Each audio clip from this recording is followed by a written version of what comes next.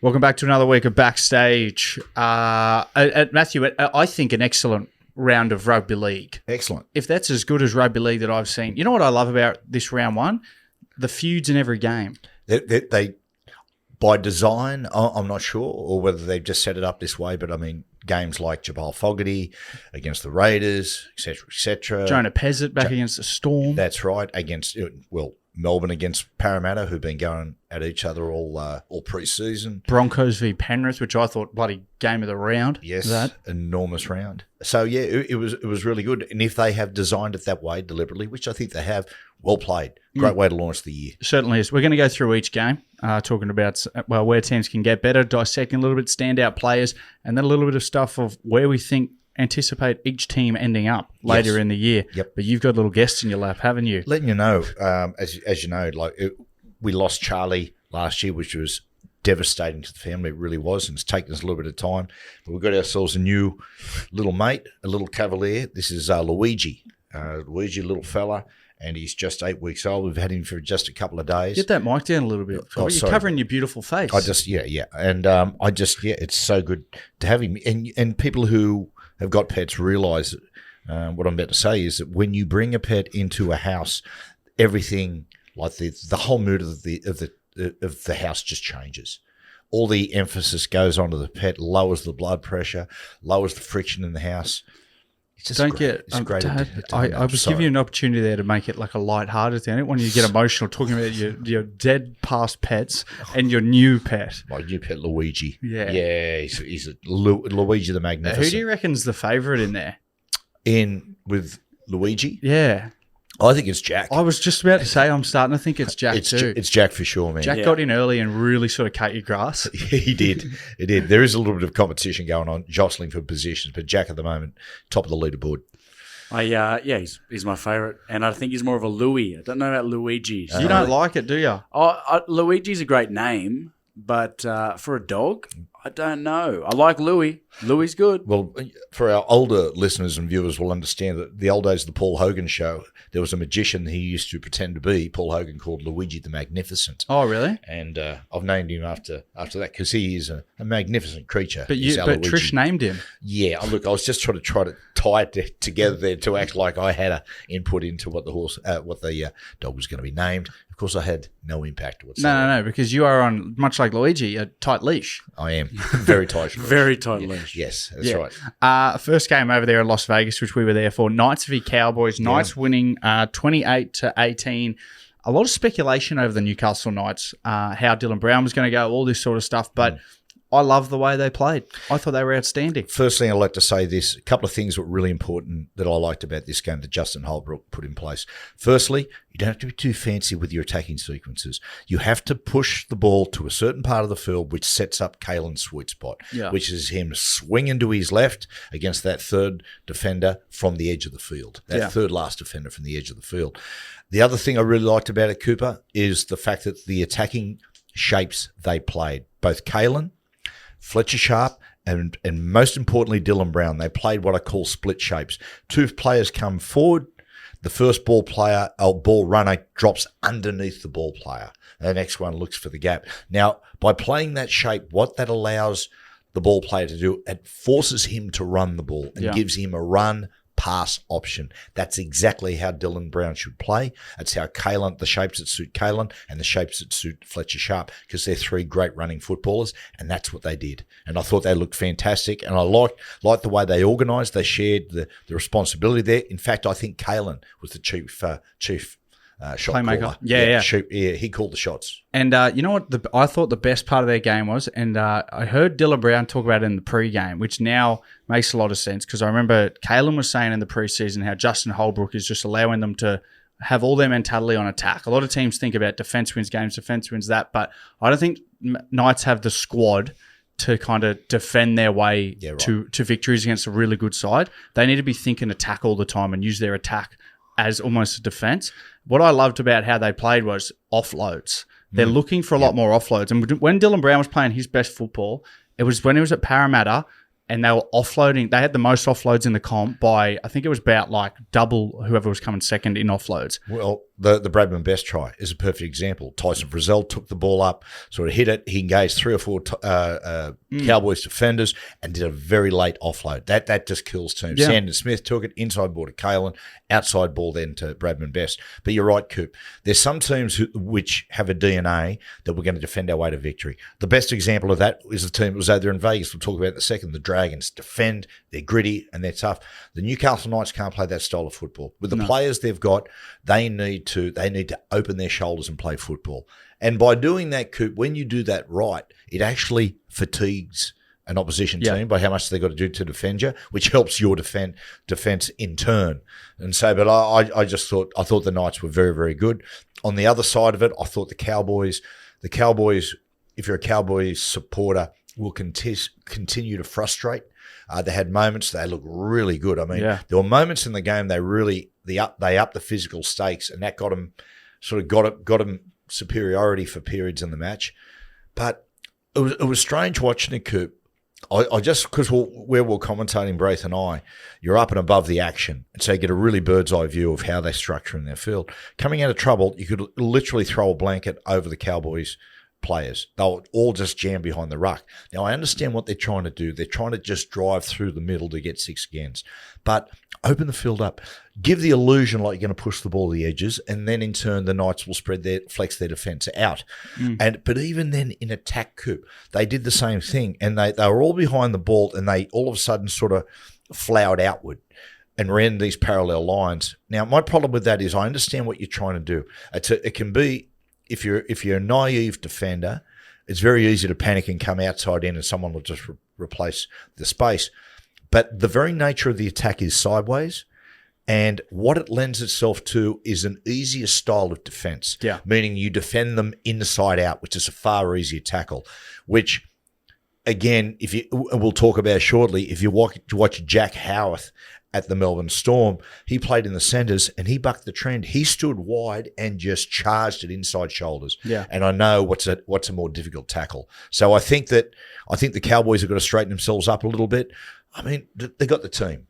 They do. They have the team. They've had the team for years, and I think it's frustrating for Cowboys supporters because you look at this team on paper. Hylam Lukey comes back in, who's an absolute. He scored a great try over there in Vegas. He looked good too. Like He through did, all Jack. the trials, like he's. I hope he stays injury free this year because he's a freak. Mate, He's a good if he player. hadn't been injured free, I guarantee he'd be playing representative footy by now. I think over the last 2 years, he's done like 2 long-term injuries. When he first come on the scene, I think we debuted the same year maybe, he was a powerhouse. He was. He was a powerhouse and no one could stop him. And he's obviously been disrupted by injuries and in a side that's quite consistent. I'd love to see them get some consistency. Jackson Purdue, I thought he was Purdue. He was very, very good. He's a very special player. Last year they experimented him. Todd Payton did with 6. I think it's worth having a look at again. I think he's too good to be nailed down on the left side at left centre. They need more from him. I'd be thinking about that hybrid role where you've got Dearden at 7 and you're going to go Drinkwater and Jackson Purdue playing a dual 6-1 role. Oh. But defensively, okay, they've got some things they've got to do, with Purdue as far as defending through from the edge. It's a challenge. I think he could handle it. I think they should look to experiment with that again. I think they could take a leaf out of the Knights book with that sense. If they were going to do something like that, where you go Dearden, you got Purdue, and you've got Drinky, obviously, and I think Dearden could adopt more of a 7 role than Dylan Brown could. I think if they take that leaf out of those books, play quick, lots of offloads, and just play a lot of footy with those 3 attacking threats, I think the world's their bloody oyster. To finish with, I'd just like to say about Fletcher Sharp, this kid is a very special player. Best thing to come out of Cessnock. I mean, look, maybe better than Joey. You don't know about the other brother, but he's a really special player. Yeah. And very occasionally a young player comes along and goes into a team, regardless of their youth, they transform the side. There's just something special about him. Yeah. That 15, 20 minutes on the field, he looks good through tries. And wherever he is on the field, that's what's mad about Fletcher Sharp. Like he's literally, and I hate saying this, but it's the most true thing when you apply it to Fletcher Sharp. He's just a footballer. He is actually just a rugby league player in and out. And you can put him in any position on the field and he'll have a positive impact. He's the type of kid, from the moment he was born growing up, all he wanted to be was an NRL player. Yeah. And he can he seems like the kind of bloke that he'd pick up anything really quick. Yeah. You know what I mean? Okay, what are we thinking about? Going forward. The Knights and the Cowboys. It's funny. don't put a line through the Cowboys yet, right? Goes there saying, let's not just, suddenly go, it's going to be another disappointing year. I can see the Knights and the Cowboys basically on the ladder almost stalking each other all the way through. Yeah. I think both sides will finish somewhere in between, 7 and 11. Other than last year, they actually have for the last four or so years, they've actually stalked each other on the ladder a fair bit. Yeah. Sat just outside the 8 or both sat in the 8 between that 8 and 4 spot. Other than last year, so they've been sort of on par lately. Yeah. Well, I think somewhere between 7 and 11. For me, from what I saw from both sides, I've got the Knights sitting around 9th and 10th, and then I think Cows around 14 for me. Yeah, right. Okay. I think it's just one of those things where they've been inconsistent for a few enough years now. It's almost like I don't know if from my perspective, I don't know if they have the belief that they can do something really special. Well, Toddy Payton would know himself, right? He wouldn't argue with the fact that he has to at least play finals football. If they make week 1 of the finals, he'd probably be safe, but I think there would be a meeting, there would be discussion amongst the board about, okay, is it time to move on? He would be safe if he reaches second week of the finals, but if he doesn't make the 8, then I think they'll move on him. Yep. Next game up there, Bulldogs v Dragons, 15-14, a absolute overtime banger in Vegas. Nailed by Stephen Crichton of all people for the field goal, his second field goal. His other one was for Samoa. Yep. How'd you see that game? Firstly, I'll just say this for the Dogs. What I'm going to talk about primarily are the Dragons and how I admired the way the Dragons played so much. And if you're a Dog supporter, you could look at that game and go, man, they took us all the way to Golden Point. In the last few seconds, we pinched it and won. Not a great performance. But hang on a second. Dragons have proven they can beat anyone on their day. Yeah. And they are a very, very tough side to play when they're fresh and ready to go, which they were in Vegas. So if you're a Dog supporter, don't be downcast about that performance. You may look through back to the year and go, mate, that actually looking back, that was a great win for us. Yeah. The thing that still with the Dogs is the fact, and people are going to get bored with this, but if we're going to talk about football and talk straight, we're going to talk about it's the 7-6 situation. I thought Galvin played well. I thought Matty Burton was patchy, sort of got into the game and disappeared at times. But the crucial thing about it was with about 3 or 4 minutes to go, they had a scrum in normal time where if you've got a pure halfback, you just go, righto, we're going to spend 2 or 3 tackles trying to score the try. But then the next 2 tackles, we're going to set it up. We're just going to take the one. Yeah. We're going to do it methodically, right? And that's bread and butter for a halves combination. They never even looked like they were going to set up for it. And eventually it had to be Stephen Crichton in Golden Point that took control. Yeah, their only problem is like they don't have someone who's clear and deliberate. Like somebody who just gets in there and goes, this is what we're doing. Let's have a crack first 2 tackles. And then once we're having that crack, they literally go, get me to the left post for a field goal. Yeah. Like there's no one there who's actually just clear cut and dominant. Like right, they've got a good team system. They're attacking team system. They all know what they're going to do here. They'll play to this point. They'll do this move. But there's never someone who is thinking ahead for an actual scenario and goes, this is a scenario we're in. This is what we actually need to do.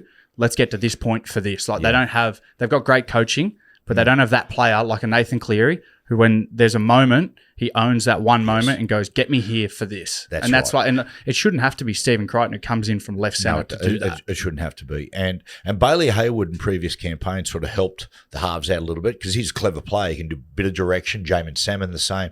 Hayward's gone into the 9 now. That's taken him away from that role. So there's some challenges there for the Bulldogs. But, I've got them, don't want to jump ahead here. I've actually, because of the coach and because of the trajectory they're on, I see them being top 4. I see them getting in there. Dragons? No, I'm talking Bulldogs. about the Bulldogs. Yeah. I'm seeing them get there. I'm seeing them take that next little step forward. They've got some things to work out with their 7-6. I'm backing them to actually get that right. For the Dragons, as I said before, if they'd have won that game, it was one of the bravest wins that I've seen in my time of football. They were under the gun. They're under the pump for just the whole game. They were denied field position. They just hung in there, and at the end of the day, they were dudded. How do you see their Dragons year going? If that is their standard performance, Coop, then I have them a little bit like Newcastle. I think in between 7 and 11. The problem is, you can't perform like that every single week. This is the problem. They're still lacking quality in really important positions, which means for them to win a football game, they got to be, And as far as intensity, they've got to be at least 8.5, 9 out of 10. when you look at that, they probably played their best footy they could have on that night against the Dogs. Like everyone was tipping them to get beat, and they still got beat. They ended up they played their best the Dragons could, and they still got beat by a Bulldogs side that they were there to be beat. Like they had them on the ropes. You could smell an upset even before the game. You could, Jack. Like even just the way when you're actually in Vegas too, a lot of players were out and about. You could see throughout the streets. I didn't see one Dragons player the whole week. They were locked down. They really. I interviewed Shane Flanagan through the week, and they really had their heads on. I love while you're talking about the week gutter dog as well. Did you see what his controversy through the week? So there was an OnlyFans star who clapped that game on. Her name is Anna Paul, like a big OnlyFans star in the world or whatever. And she was posting, she posted a video of her clapping them on. And the week gutter dog, Jim Salmon commented on it saying, "Thanks for coming, Anna." And apparently all the wags were really angry that the OnlyFans star was even at the game. Yeah, because she got full access apparently. Yeah, she was given. For publicity over there, she's been given full access. So. Well, as you blokes know, I mean, I'm naive to this sort of stuff. It's a brand new world. This is how. But influencers and stuff like that. Where in previous years, I've said to you blokes, "Mate, what are these people doing?" Yeah. And you go, "They're influencers. What have they got to do with it?" Well, now I'm starting to understand. Well, these days, mate, everyone's trying to hunt for the younger demographic. Just look at the continuous call team this weekend. Just gone. Bang, bang, bang. Yeah, I know. Welcome back. First shift. Shout out to Piggy, Neil Breen, Darryl Broman, and Gaviscon. Yeah, the one iron. Yeah. It was good. Dragons this season. I see them a good. I see them struggling to get outside the bottom four. For guts and determination, I give them a 10 out of 10. But once again, it is so hard to be consistent. Yeah. By having to win that way. I'm the same thing. I think I got them bottom four as well. I think they play their best against. They kind of upset teams that they shouldn't beat, and then they'll lose against teams that they should beat. Yep. Like that. So I'm with you on that. And I've got Dogs still at around that sort of bottom 8. Like I've got, I mean, not bottom 8. That's sort of bottom 5th and 6th. I still think they haven't got enough to beat the likes of the other people in those teams like the Sharks. Very hard for them to beat Nathan. Yeah, I agree. Before we get off Vegas, there was one little clip I wanted to show you from Las Vegas to do with our man Peter Volandis, Hand Shandies, and the dirtbag Braithen Astor as well. Two Greek men. Are they both Greek, are they? Both Greek, of course. Greek's grouse. Halloumi, love it. Feta, delicious. Isaac Lumi, love it. Love him. Have a listen to this. This is some funny stuff. It's from the pre-game. Any of your dreams not come true? Yes, I Honestly. Yeah, no, I'm not with Margot Robbie, so come through. We've had the same dreams. We got the same dream. Any of your dreams? There's that footage that you guys used to always show on your show, and it was like Braith with the cheerleaders behind him. Yeah. And he's always, and then you guys, I think the professor or whatever cropped it like where his shirt opens up. And he's got all this hair and like a chain and that. Chains. Oh, Here's something, right? There's this tiny little Greek island, and there's a village on that island, right? Peter Volandis and Nick Politis' family both come from that same tiny village. Wow, really? Tiny little village on an island in Greece. Successful and wealthy. Exactly. And good looking. Sure. I love the new haircut. The new haircut got me a beauty. Yeah, he looks good. Volandis, the man of feathers. All right, now we go to the games that have just been this week. We'll shoot through these quite quickly. Yeah. Storm v Eels Thursday night, 52-4. I mean, Storm haven't lost a round one in the whole tenure of Craig Bellamy. And they've also never lost a game a Thursday night at Amy Park, which was another stat. Yeah, I know. I thought that was weird. But I, as a Storm fan, as an ex-Storm player, I actually was a little bit worried about this game. I thought Eels had a lot of wind in their sails. I thought their style of play in years gone by, they've also at times really sort of trumped the Storm in some games. But, I mean, Storm just put them to the absolute sword. They did. They do. And let's not forget, Eels got off to a great start. Scored a beautiful, sweet little try. And they were one down too. With one man down, Jonah Pezzett and Mitchell Moses combining down the left, played nice and straight, opened a little bit of space up for the outside man. I thought, oh, here we go. But the moment that the Melbourne Storm started to get ascendancy through the middle and consistently win the yardage set, mate, the spine just took hold. Yeah. It was first one the first sign you go, oh, this is going to go bad for the Eels was Jerome Hughes. Beating one or two blokes and you go, oh, here it goes. Yeah. They can feel that they're starting to get on top. Then, of course, Munster. And it was one of Harry Grant, in a career of incredible games, was one of his best. I thought that was one of Harry. Like, it's saying something when that was one of Harry's greatest games because he was out. That try he scored from about 40 out where Isaiah Youngie come into the line as a bit of a wide A and it was two markers down. Harry just took off. He looked quick for such a small jockey man. Yeah. I haven't seen him run that quick in a long time. And he's run away from the police. I said before, Jack Howarth, he's really come into himself. I mean, Jack, to me, looks more like a back rower, but he's using that like if you watch him, like I said before, the trend these days with centres is to beat their man once again, sort of on the outside with certain shapes. Jack just winds up and challenges the inside shoulder. It's a really tough tackle. Like, if you're a centre and you're playing against Jack Howarth, you've got to go in the game and go, okay, he's going to challenge me physically. You're going to wear bruises. And I like that. It's a bit of a throwback centre. I just thought they were fantastic. And once again, I was with you. I'm going to the game. I'm thinking, man, this could be, I've got a feeling this might be the year that they get knocked over first round. It could lead to a difficult year. But the young guys who have stepped up and taken the jersey from other guys that were there before were fantastic. In particular, I thought Joe Chan. He's taken a couple of years to really find his feet. He's shown glimpses, but he's headed for a big year. I thought that, and that right edge of the Storm has always been the go-to where they've leaked a lot of points actually in that edge. And you saw the Eels go there early with a nice, beautiful shape. They kind of caught out Jerome and Jackie Howarth on that side, scored a nice try, but you saw it as the game went on. Joe Chan did a really good job at back row, putting Pezzett under a lot of pressure, forced a couple of errors out of him. But I thought, for me, the best player actually on the field, standout player, and I think I said this in our season preview, chatting to Harry and some of those lads about how Suafalogo was going to bring just a new energy to that side. I think they've been, when they had Paps there, they'd been together for a very long time. They knew each other's game inside and out. They probably didn't look to differentiate their attack enough as they probably should have. Whereas Sua's come in as just fresh legs. He's not necessarily as silky as Paps on shape, but he's unbelievable off offloads, off the cuff play. And you saw him, like he scored that little chip and chase try that a lot of fullbacks won't chance their hand in there. But Sua has been doing, I haven't seen a bloke do, he used to do chip and chases at training all the time. They'd come off like 50% of the time, but you see him in big games like that, like it's electric. I remember watching you guys play Sunshine Coast Falcons, and when he was just emerging, going, man, look at this little bloke. He's got something about him. Yeah. But one of the secrets of the Melbourne Storm's success and longevity has been the ability to keep producing quality players in spine positions, in important positions. Like, I mean, look at halfback over the years. It started off, you had Brett Kamali, followed by Matt Orford, folled by Cooper Cronk, and so on and so forth, kids rolling forward. Then you go into, the hooker position's another example. Harry. You had, Cameron Smith, and you go, how can you replace him? Suddenly this Harry Grant. And the fullback position starts with Robbie Ross.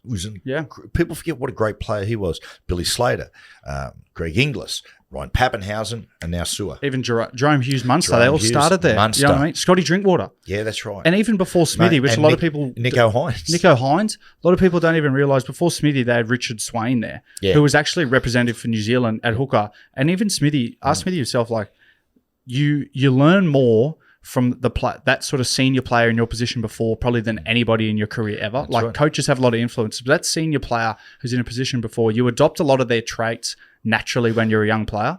Yeah. And it's just being passed on generation. Like Harry's getting to a level now where, in my opinion, I think he's the second best hooker of all time right now behind Smithy.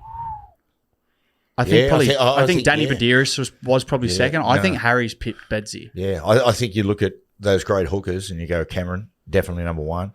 And you got Harry, you got Bedsy, you got Benny Elias, who was great. You got Steve Walters.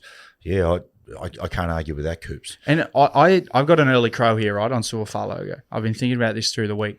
I think that a lot of people don't realise how probably he's come straight over from Samoa, from the islands like Sua, grew up in Victoria, played juniors just at I think it was Werribee or Sunbury, one of those out near the airport there, playing local junior footy.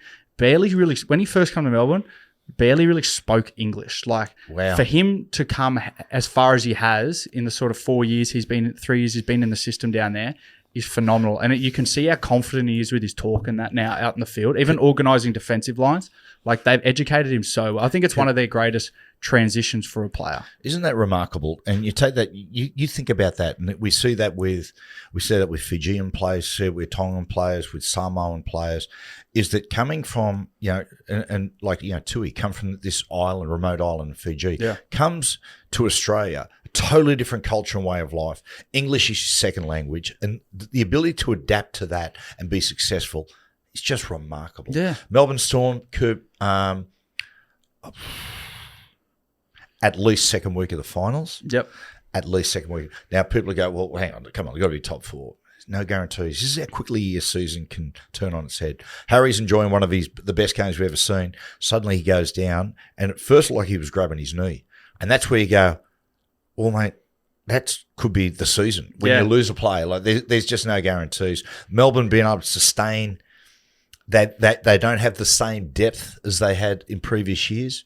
That might bite them a little bit, but I've got them at least second week of the finals. Yeah, I've got him in there as well. I think second week of the finals. I honestly think, and like I think they're going to have a better season this year than. And I know it's a weird thing to say, but I just got a weird feeling about how silky their attack is looking. Do you know what on the Australian tour, Fox told me? You know what Harry's nickname was? What Houdini? What? Hindy, because he's lost. He hasn't won a grand final yet. No. That is so. Isn't it? You don't think about that, do you? That's sad. I know, and because people forget that he went to the Tigers on loan deal when the Storm won in 2020. Yeah. So he wasn't even a part of like that, and he's always not that he's burned because going to the Tigers was the best thing for his career development. But that's your opinion. Well, I think it was. He's done pretty good since. Yeah, wow, that's sad for them to do that to him. Especially he's in there with all the Broncos. Parramatta. Look, I don't write. If you're a Parramatta fan, please don't write them off. They've got a few things to work on. You've got to understand about Jonah. And I said this a lot. Sometimes players when they first come in, what happens is someone gives a player a rap, then someone else gives them a rap, then the next person, and all of a sudden, boom, boom, boom, boom, boom, and they start to say, mate, they're an elite player. They're almost a finished product. Jonah is still a rookie. Yeah.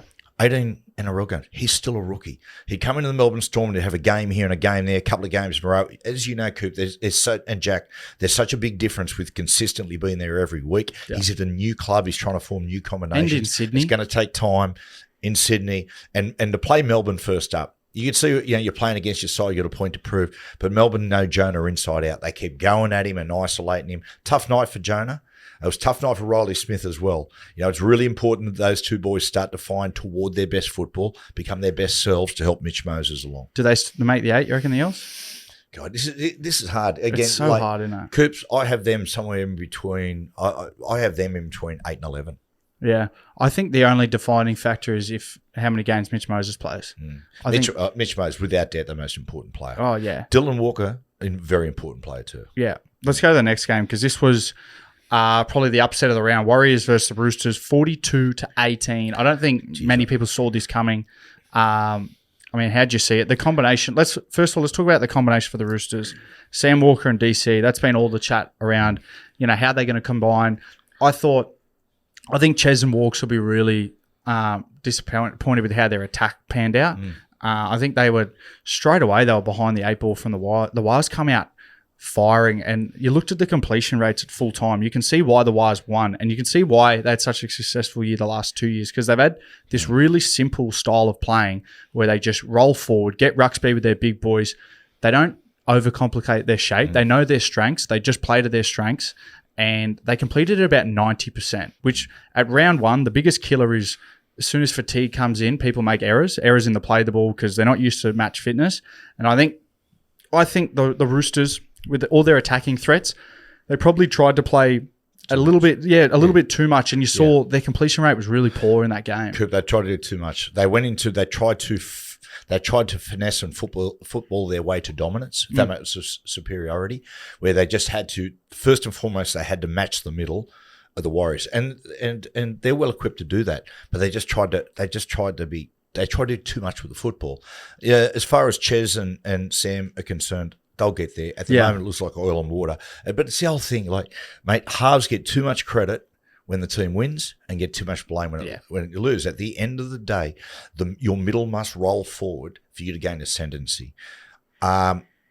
On the other side of it, I just admire the Warriors so much, Yeah. mate. I admire them so much, and Coop, you're spot on. One of the most important things you must establish when you're a coach in a football side is what type of football you must play to be successful. Warriors know that. As you said before, mate, number one, high physicality, like tear in, like, challenge them when you got the football, try to hurt them when you got the football, hurt them when you're defending them.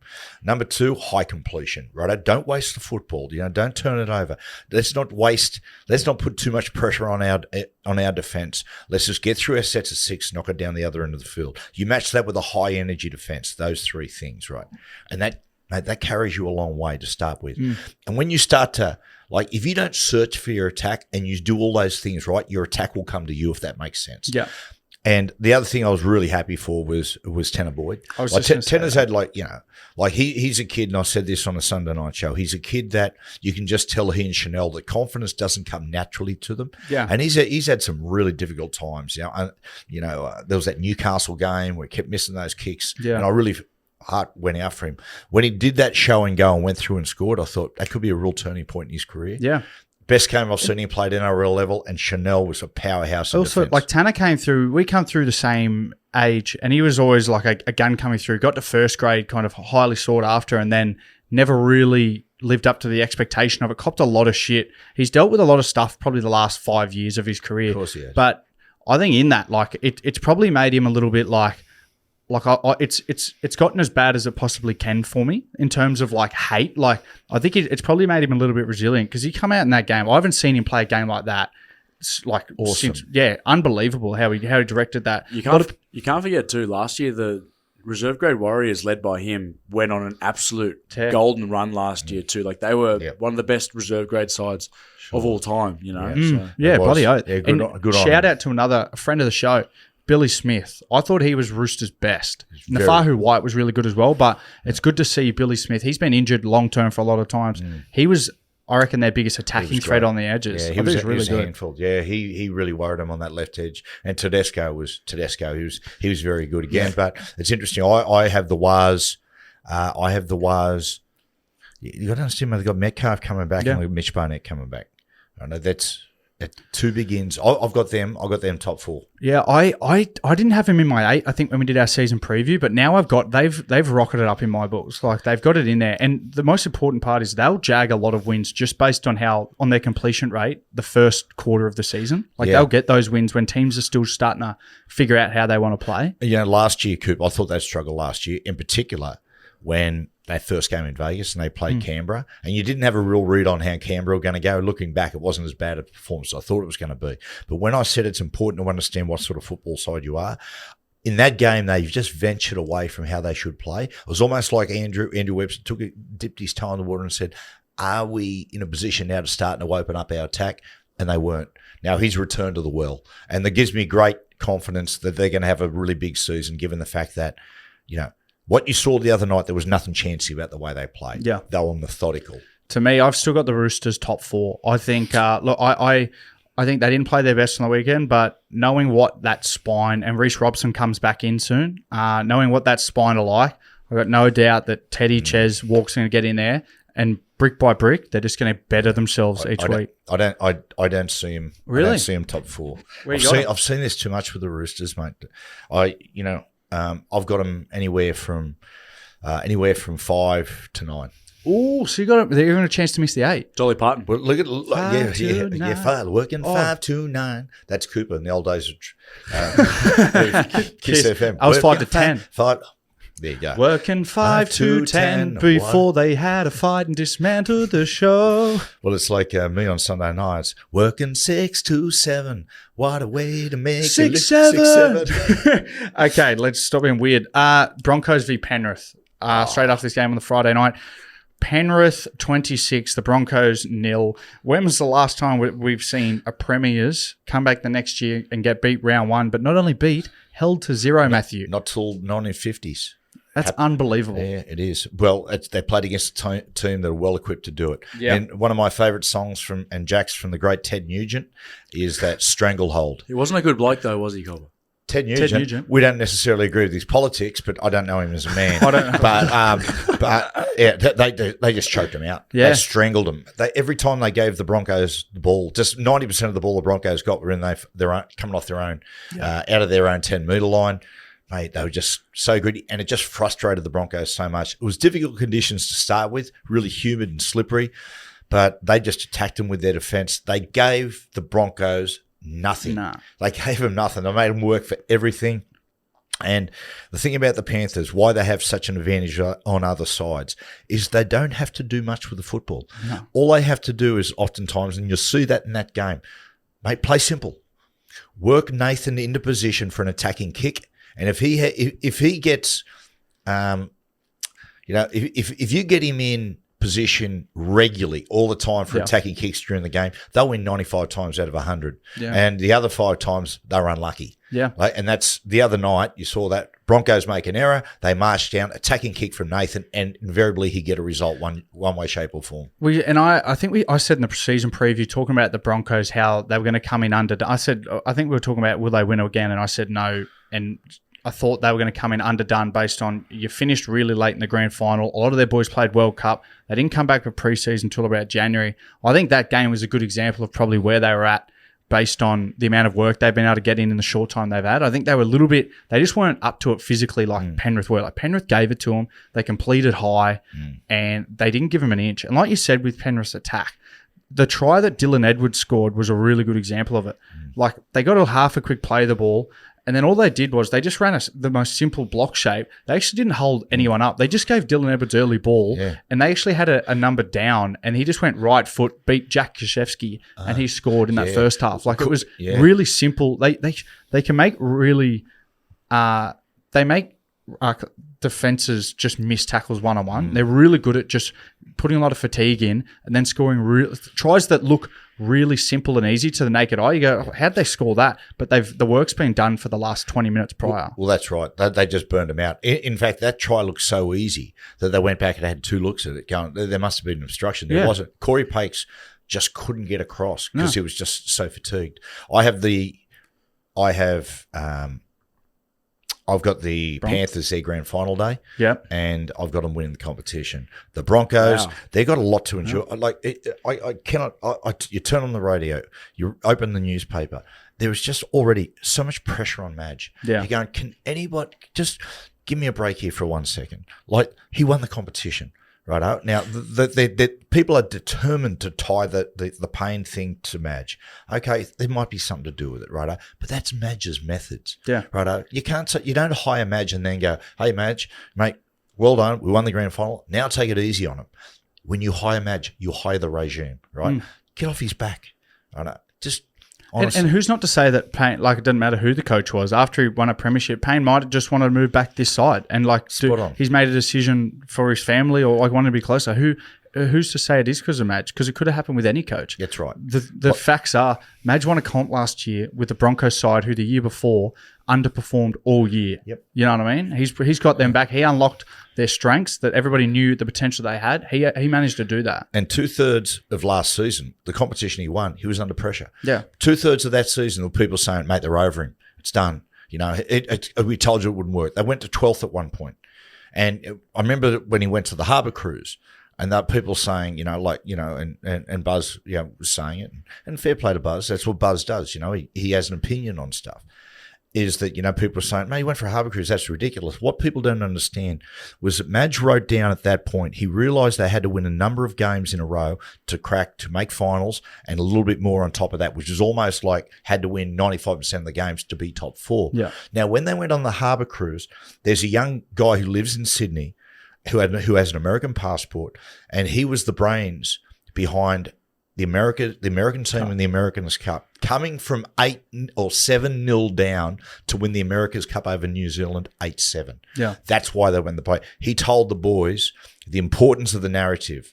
Right, what is the narrative that wants you to win this? That's going to defy the odds. That young guy, what he masterminded with the America's Cup was that they only won more to win the New Zealand side. So they brought in this massive boat, almost like, what do you call them? Super yacht. Like a super yacht, to sit in the harbour waiting for him to win.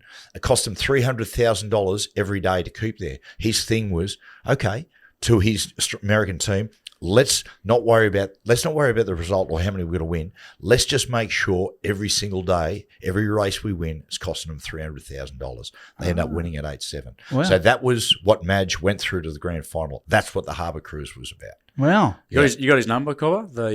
Get him on. I have got his number. So, we'll get him on. Yeah, we'll get him on. This week, what's he doing? For the Broncos, I've got the Broncos anywhere from 3 to 6. Yeah, I'm with you. I got Broncos making the top 8, but I think they're going to sit 4 to 8. And I think if there's ever a team who's going to win it from outside the 8, if they're peaking in finals, they're the ones to do it. And like with you, I'm with you. I think Penrith.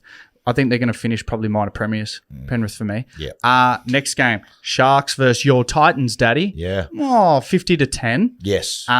Which was not. I think coming off the back of those trial forms, probably didn't see it coming as much as a Titans fan, but Sharks were really good. Sharks are really good. Yeah, when you go to Shark Park against the Sharks, particularly early season, they want to make a statement, and they're determined this year to show their fans and everybody we're ready to take the next step. They're going to be sky high. Yeah. To match that, you have got to be sky high emotionally, in energy. You've got to be tip top. And for whatever reason, I'll sit with Jack. Jack will watching, and Jack will test me to this. First set, I went, we're in trouble. Yeah. I could see at the first set, there was just they just didn't defend with the same energy. Now, okay, let's talk about trial football. People are saying, you just dismiss trials. There's nothing there. No, you don't totally dismiss it. Because what it does with trials, what you're doing, you're trialing to say, do our methods work? What Hene put in place, he showed in the trial games, this works. Yeah. It works. The second thing you're looking for is really strong defense, because defense defense shows your attitude and your determination, what you make for the season. So there was a lot to take out for the Titans. In my opinion, I think, and I'm not saying this as a collective, one of the dangers of the trial game football, particularly teams who are trying to make a statement, is that when they have really good trials, the 2 weeks going into round one, they sort of go, yeah, we're set. Yeah, I agree. Okay. Same thing as Newcastle. I'm with you 100%. I feel like trials are really good to get a gauge on where you can be in the season, your capabilities. But I feel like trials are a really terrible gauge for round one. Yeah. That's right. We're the very top sides, Jack. What they do is they go away. Even if they're really good in the trial games, they continue to tinker and test themselves in that 2 weeks. So I think it's a really great learning experience for the young Titans. It's funny, right? Because Jerome Hughes actually said it after their game, talking about trial form. So Melbourne, he said, leading up to like a Wednesday of a trial week, they were still getting flogged, right? So a lot of the players were going into the trial games still sore from being flogged during the week. Probably, it wasn't until literally round one where they've tapered off, they've done their work, and they go, righto, now this is our season. Whereas I feel like a lot of those other sides, because I think a lot, like I look at a side like the Titans, I don't think they would have settled on their clear 17 even leading into trials, because you go into a new club, Josh Hannay, a club that's been struggling, and you want to encourage, boys, every position's up for grabs here. I want to show how hungry you all are. And you saw how hungry individuals were in those trials. They're in there, they're bashing blokes, they're showing how hungry they are in defence. Some blokes get debuts in round one because of how well they played. And then I think there's a little bit of complacency where they get in there, they fought so hard attitude-wise for trials. Mentally, they've been so up for those trials. They come into round one, it's like, yes, I've made it. Yeah. And that complacency leading in a week, that sort of creeps into a whole playing group. Tino hadn't trialled, I believe. He hadn't trialled. And the other one is losing your halfback, Jaden Campbell. That's a tough one as well. But I'm telling you now, like and let's move, to the Sharks. Sharks were magnificent. Yeah, unbelievable. The Titans just couldn't control the middle. And that's the challenge, mate. When Adam Fanil-Blake, he just speaks for himself. He's one of the best middlemen of all time, right? But Tommy Hazel, he was really good as well as those young forwards. They're really tip-top. And they played with it. Like, when they scored early, Jack said to me, don't worry too much, Dad. We see this from the Sharks. They get off quick, and oftentimes they can sort of take the foot off. They never took the foot off, right? This is their new attitude. They picked that up at the back end of last year. No more Mr. Nice guys. Yeah. And you see that. There was a bit of sledging, and they were rubbing the Titans' nose in it. If I'm a Sharks fan, I like that. Yeah. It's a new attitude.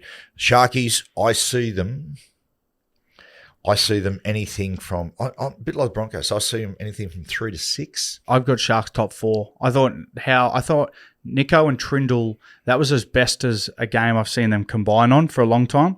I think they've always kind of it's like they've been tugging a little bit at each other, like they've been fighting a little bit for possession. 6-7. That's what happens with 6 and 7s, man. It's weird seeing you do it.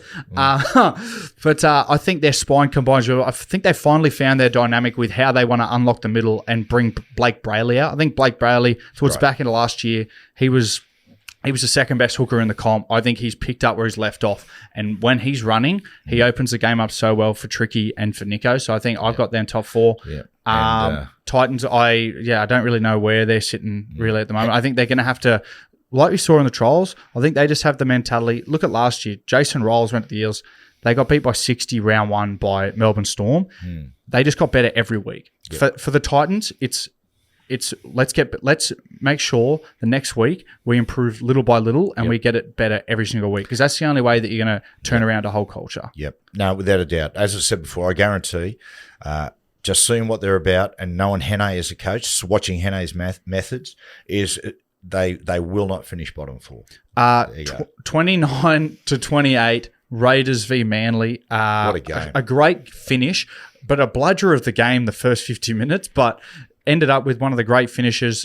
Jamal Fogarty against his old side. Ethan Sanders, a young half. I thought he had an outstanding game, Ethan Sanders. I thought the first 10 minutes, Raiders barely touched the ball. It looks like you can, as a Manly fan, as a bloke that's played at Brookie Oval, and I think a lot of Manly fans who might be listening to this will understand this, they find another leg at Brookie Oval. They're sitting there. You can tell whether they're going to win in the first 10 minutes. And that first 10 minutes, you go, Manly are all over this. Like, Turbo was in everything. Turbo scored an early try. Turbo looked really good all game, I thought. He did. Back to his explosive best. But then after that, they just didn't fire a shot. Cooper, I'm actually a little different to you. I watch Manly. I think Manly's DNA at home too much is look fantastic in the first 20 minutes, like sideline to sideline, crisp passing, and then whatever, as you get closer to half time, they come off. Now they might hang on and win, but they come off in the second half. They almost go into protection mode. They just got to keep playing football. Yeah, they just got to keep playing. Now, in this game, as you said before, terrific start. I thought actually Fogarty had a strong game. Yeah. It's for Fogarty, it's what he did for other players, because Ches was the guy who played more off the top of his head and made Turbo have to do more talk and organisation. I thought Fogarty, he's a very neat, well-organised player. It freed up Turbo. Tom, which is a great sign. Yep. But yeah, the game looked like it was well away from 28-14. But yeah, again, me and Jack sitting on the couch, and when Manly scored that try and ended up going 28-20, I said to Jack, grandstand finish coming. You just see it all the time. Yeah. Like, we were watching the game with Fletcher and Hindy and Josh Adoko with Foxy in there. Dolphins against Rabbitohs.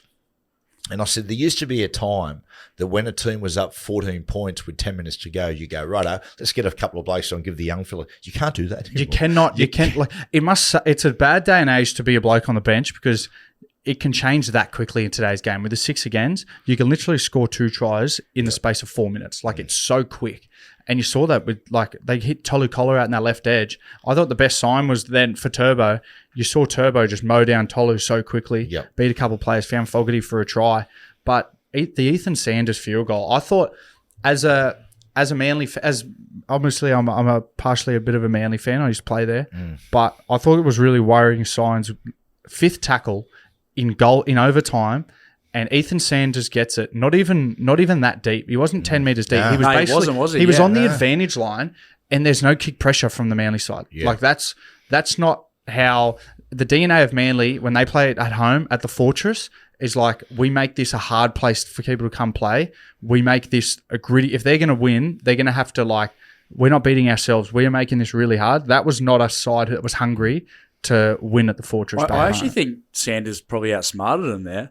Like, it could have been a game plan. Like, I think that, like, when people set up for the field goal and you see the half getting back, that's when all systems are go. Whatever structure defensively you have, you don't go out of it. Like, you just exit that and you just go for the kicker, right? Yeah. Like, that's all. The plan goes to shit. You just go for him, right? Yeah. And the main part is, like, because he was so flat, they got off, like, the first 3 steps, but they didn't actually pressure him. Yeah, You might be right. Maybe they thought, like, when you see someone back there, you can't. Somebody makes a call, they'll be like, field goal kicker, and everybody clicks into, like, almost like war mode, and it's just like you triggered and you go and put kick pressure on. Maybe you're right, Jack. Maybe because he was flat, nobody got that call, and they just assumed he was going to kick the corner. Because you're taught not to go, if you're an A or B defender, you're taught not to come out of the defensive line, like just one out. Like you got to go as a team, especially if they're going to throw shape at you. But if it's fifth tackle, it was fifth tackle. I think they should have come out. I'll tell you what might have been in their minds too. Manly just received a penalty down the other end of forcing the golden point by Canberra being slightly a step offside.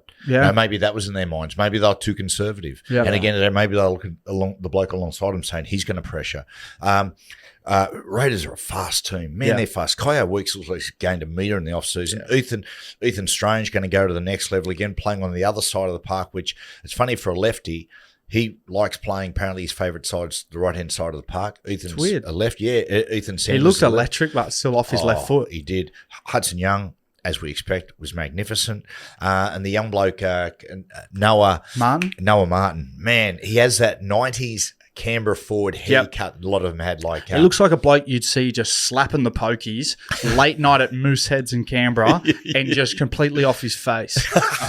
Oh, I don't know about that. Oh, not saying that he is that guy, but that if there was a guy that you'd see at Mooseheads playing the pokies, it'd be blind. Him. He just looks like that kind of character. He looks like a bad guy in like a Cobra Kai sort of thing, like an 80s action movie. He looks like the kind of guy that'd come into a local pub like in Cessnock as a standover man, as a bikie, and just wrought like the owner for heaps of money. Well, mate, he looked like Tulsa King. Go and have a look at a guy, the big fella called Darren Fritz, used to play for the Raiders in the 90s. Man, he's a spitting image. Got the huge mullet going. I have Raiders anything from 5 to 9. Now, how dare I say 9? To miss it's ridiculous. It's a young. They do have young halves, right? Kobe Black's a very good young player. Ethan Sanders has had a great start. It's a long season for young halves, right? And they got to get a good run of injuries. And a couple of injuries last night. I think Josh Papali got injured the other night. Sorry, HIA. He misses this week. Yeah, so it's that's the thing too. Another year older for those boys. And Manly, I've got Manly anything from 9 to 14. Yeah, I thought you were about to say 9 to 5 again. I was about to go. Honestly, I'm going to get Dolly Parton on repeat coming on. I've got both of these sides missing the 8 still. Yeah. I thought Canberra were really good, and maybe they'll surprise me, but I didn't see enough of them. I feel like if they weren't playing a side like Manly who can play very patchy, like they'll play 10 minutes and they can beat you in 10 minutes sometimes because they score 8 tries in 10 minutes. Yeah. But they can also just be a really bottom 4 side in 10 minutes. So I thought that side, that game was a really low quality game from both sides. They'll both be really disappointed with it. That's why I got them both out of the 8. And final game. The last game. Redcliffe Dolphins versus the South Sydney Rabbitohs. Wasn't this a strange game? Strange game. 40-30 to the Rabbitohs. I mean, I actually had Rabbitohs 13 plus. I had them. I thought they're going to be all over them. When Ashton Ward went down, they really struggled for a bit, particularly defensively on that right edge. Dolphins had a couple quick tries. Hammer scored a really good try out on that left side for them. It was a really strange game. Really strange game. Christian Wolf's got to find a way to get Trey Fuller in that start. He's just too good. When he come on, I thought that was like the different. Like he drew a lot of penalties because he gets in between players. And I played against Trey before he's almost impossible to tackle. It's like I don't think I've tried to tackle a stronger player than Trey Fuller. And it sounds weird because he's small, but he's so core strong. What about the fullback position evolves and changes all the time. At the moment, the small compact fullback is the way to go.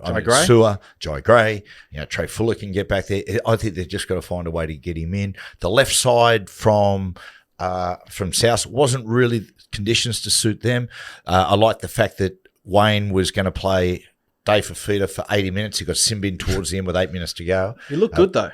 Yes. He looked good. It was very much their sort of game though, I thought, those boys. Like it was how many points were scored? 60 or so? Yeah. 70 points. 70 points. And that's the I think I saw a stat, that's the 6th game in a row that the Dolphins have been a part of where there's been 60 or more points scored. Wow. Which is first time in premiership history. Right. Well, and the weather up there, it was that because we were doing continuous call team previewing into that game, and the weather, we had JT on the phone. JT said the weather up here is that bad. Like this is going to be a low-scoring game. I've heard it was almost cyclonic. Yeah. Two teams that just want to go all-out attack, and they still scored 70 points in a game. Both of those sides, it's a very Dolphins-South result, wasn't it? When you look at it in previous years. Dave, he was good, probably 6.5, 7 out of 10. There were still moments that Wayne will look at, I reckon, probably pull the video out and chip him and say, hey, mate, there was once where he sort of submitted and tackled and put the ball on the ground. Just little moments like that. I really like Latrell at left centre. Yeah. His involvement will pick up. Big story, man, coming into this week is, and just quickly too, the bloke who's going to be the beneficiary of that left side is going to be Campbell Graham in the other far wing. Oh yeah, because if you think they're going to throw shape at you down that left edge, right? It's going to take a lot of defenders to solve that problem, mate. Leave you short on the other side. That first try, they went.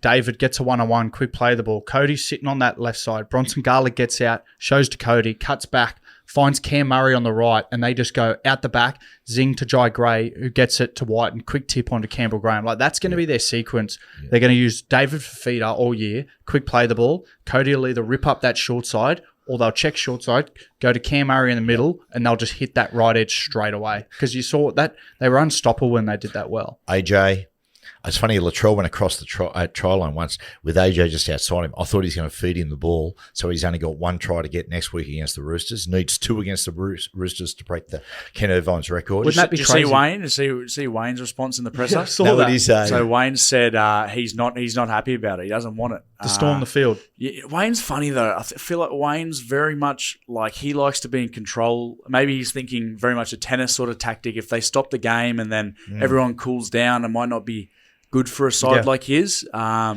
it's a hard thing to say, because if you get there and say, would storm the field, and you say, yeah, they should do it, then he could be complicit if something happens. Yeah. So I'd love to see him break it next week. I reckon he'll do it. Imagine against the Roosters, he breaks it. And then can you imagine how off the Roosters players would be as just all these fans storm the field? And you imagine if he scores 2 tries, you imagine Rabbitohs are probably up at that time. Like they're probably winning. Yeah, but that's why I think Wayne doesn't like it. I think if they score 2 tries, they're likely going to be up. And if there's a cool down factor, they lose momentum. Yeah, I'd love for it to be in like the last 10 minutes of the game. Imagine that'd be a try. Yeah, a try at the end as the match winner. Dolphins, the other side. Dolphins, mate. Everyone knows they can score points. Yeah. The best attacking side last year on points. Yeah, I don't know. Best attacking side on points. But just defense lets them down. I thought Katoa was actually really strong in different areas. Yes, I thought he was good. Some beautiful touches. Wolfield probably look and say, mate, there's a couple of wrong options. But, he's on the up and up. What is it there? What is it with that? Like, their attack's so great. It's been like that for the last 2 years. Like, what is it? Do you reckon there's just a balance in focus of defense versus attack? Or definitely, Jacko. Definitely. There's a lot of young players on that side. And what sounds like a really easy thing to do is difficult, and that's transition quickly from attack to defense, particularly when you're going balls out, you're going boom, boom, pushing the ball around. Suddenly you turn it over. And that's why I go through back and look back at my career. The side that was a nightmare to play against were the great Raiders sides, because what they would do, mate, they had this amazing attacking arsenal. And they just run you around. But what they do is when they turn the ball over you, they just bash the shit out of you, mate. Yeah. They fucking just give it to you. You know what? The biggest moment for me in that game, which was the biggest turning point that you go, okay, now South's going to win. I think it was the second half.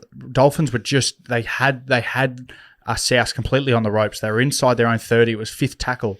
And Cody Walker kicks a 40-20 from his own 30 on 5th tackle, which... Yeah. Any rugby league fan should know it should be impossible to kick a 40-20 on 5th tackle. Like, the only time you should be able to kick a 40-20 is in the early tackles when their wingers haven't dropped back. Yeah. 5th tackle, your wingers, all 3 should be back there. There shouldn't be an excuse for plus them kick pressure as well. But there shouldn't be an excuse for them not to catch it on the full. Yeah, that's right. And they kicked it right in between. Jermaine Asako was still dropping back and the hammer was back there, and he just went one bounce straight at 40-20. And then from there, they had to defend 2 or 3 sets on their line, and they were sort of gone from there, the Dolphins. Do they trust their attack too much? Are they so confident they can outscore a team that they're complacent with their defence? If they can borrow that thing from the great Raiders sides, even just implement some of that attitude, then, mate, they push toward the top 4. Their skills and attack through Isaiah Katoa and Hammer and the blokes like that, I think they're better than nearly every team in the comp in that sense, but they just lack just little things that let them down. Like you said, like the back 3 pendulum. Like they call that pendulum at the back. Like the good teams like Penrith and Storm and those top 4 sides, like they don't lapse in those areas. No. And then a side like the Dolphins, they just have these minute concentration errors, which just completely flip momentum, and they can't build pressure. Coop, Jeremy Marshall King was a loss. He went to a fun park with his kids, slipped at the fun park and did his knee. No way. What fun park? I don't know. Wet and Wild? Wild and Wet, I think it was. But, Movie World. He was Wet and doing, Wild. he That's was what we doing call the- Dad's bedroom. It was, No, it was the Dharma attraction. In Movie World. yeah. I haven't been to Movie Dharma World. wants a wife. I haven't been to. We should go to the theme parks Fun again. parks. Well, mate, we've got Titans royalty now. Yeah, Free the passes. Jersey sponsors, the Yeah. Village Roadshow. You know what's mad? SeaWorld. Far out. SeaWorld's got rides now too.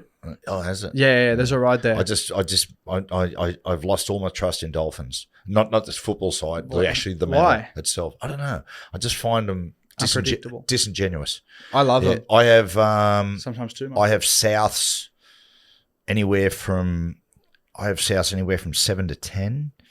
I have Dolphins after watching that. I've got them anything from Jeez, you're hedging your bets today. 5 to 10. Jeez, you're hedging your bets today. Jeez, I looked at the Rabbits and think just even their the way Cam Murray played himself and him coming back. Then you got Hubner as a backup. I see them getting in the 8 for sure this year. I've got them a lock for the 8. I think Jamie Humphries comes back round 3 and Brandon Smith comes back as well. Brando, yeah. And I think they really missed a bloke like Brandon in there. Yeah, I I thought do. Brandon's going to bolster that forward pack right up. If him playing off the back of Murray and blokes like that, and then having Garlic coming off the bench for it, I think they're going to be a good one too. Just got to avoid those injuries. Well, that's my next point. Very rarely do you see a team that has a year with a horrendous injury crisis like they did last year. Yeah. And they have it 2 years in a row. Very, very rarely does it happen 2 years in a row. There's that saying, right? And it's that saying that it's an old folklore. I think it was from back in the day. And it's lightning doesn't strike twice. And I can't see lightning striking twice, the South Sydney Rabbitohs. I disagree with that. I've got evidence from. Do you know when they with the Mel Gibson movie, The Passion of the Christ? Yep. I've heard about it. I've never actually seen it. It's a masterpiece. The guy who was he was in charge of audio. He was standing on Calgary Hill where the crucifixion happened and got struck by lightning twice in the shooting. Is he alive? Yeah. Here we go. Oh, here we go. I just Googled while you were dribbling about that weird story. Has anyone been struck by lightning twice? Yes, one person, although it's extremely rare. It's being struck by twice is estimated to be 1 in 9 million chance. The famous case of Roy Sullivan, a US park ranger who was struck 7 times and survived. You reckon there's a few porkies there? No way. You can't be struck 7 times and live to tell the tale. I went There's to the no way. BHP Steel International Surf competition called Surfest one day. Almost a clear sky. Your mum will talk about this. There was one cloud in the sky. A French surfer called Pierre Tosti was standing there. He literally went boom on the beach, got struck by lightning, went to hospital, survived, then got out of hospital and got hit by a bus and survived that. No way. Yeah, and survived that as What's well. he doing now? I think he's a life coach. Roy Sullivan, 7 separate lightning strikes between 1942 and 1977, according to the Guinness Book of World Records. So he's in there. You reckon between the 40s and the 80s, Coop, they're really doing their due diligence? Hey, Where's Roy Sullivan Can we now, try to mate? get it? Yeah, let's get him on the podcast. Weren't hallucinative drugs You got it. quite prominent during that period, Dad? He died 1983. He died. I'm curious. He gets hit by lightning 9 times. What eventually killed him? Yeah. Hopefully it hang wasn't on. the flu. Roy Sullivan, cause of death. He reportedly passed away due to unrequited love and depression. Oh, that's sad. Oh, John. Oh, geez, interesting. Ugh. We might just. you I don't don't think- like to leave a podcast in a negative note, but it feels fitting. Yeah. I think it might have had something to do with the 7 lightning strikes. Yeah, 9 lives. Yeah, They that say does. a cat has 9 lives. Come over Anyway, here. what How do you- good's Luigi looking? Look at Luigi's first ever podcast. Slept all the way through. And we've put him to sleep. And hopefully we've put plenty of you punters to sleep as well. Unless you're driving. Hey, And Coop, do you done. want to give a shout out to the board fans, the Canberra fans that were down there over the weekend? Yeah, thanks to everyone who come down. We had a little backstage pass-off at local Chubbs before the Manly Raiders games, and there were some Raiders fans who come up. Terrific blokes. Probably a little intoxicated, potentially. I've heard they were singing like English supporters. They were right on the bit. Yeah, afterwards, when Jack left, there was some Raiders fans that were literally singing like EPL style, and they kept singing, "Oh, Simi Sasangi," as they were walking up to the that's bookie oval. cool. It was pretty good. Next Not sure why podcast, it's Simi. backstage podcast, the one we do sort of individually again, well, maybe a third of the way through the season or a month into the season, talk about how sides or the competition is forming.